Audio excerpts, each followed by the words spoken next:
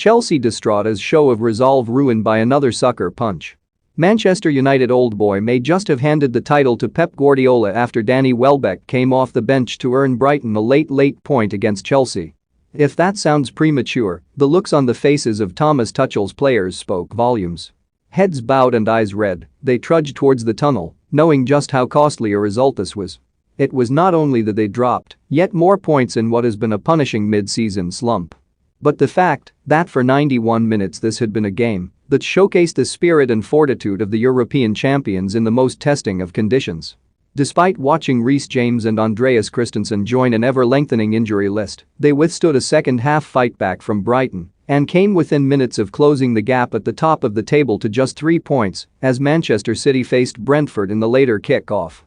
Romelu Lukaku's first-half header had looked like being enough in a game that, while not convincing in terms of quality from Chelsea, said much about their resolve in the face of adversity. But when Welbeck rose above substitute Trevoh Chalobah to head Marc Cucurella's cross into the top corner, it felt like a defeat rather than a draw. Chelsea are at the stage where they simply cannot afford to give City any more of a head start. Pep Guardiola had already seen Liverpool cede further ground in the title race on Tuesday night in defeat to Leicester.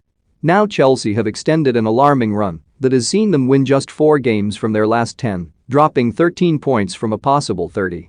Compare that to City, who made it 10 straight wins after Wednesday's victory against Brentford. Those are the sort of numbers the reigning champions have produced consistently under Guardiola, which is why even the narrowest of leads in the table feel like so much more in real terms. With Chelsea hosting Liverpool on Sunday, it is now a must-win game for both teams just to ensure they are not completely cut adrift at the turn of the year. It was yet another sucker punch for Chelsea, who have made a habit of losing the lead late on at home. Their current run began with Burnley's 79th-minute equalizer back in November. Everton pegged them back in the 74th minute in their previous game at Stamford Bridge before Christmas. And now Brighton in stoppage time. In amongst those draws was Arthur Masuaku's 87th-minute winner for West Ham at the London Stadium.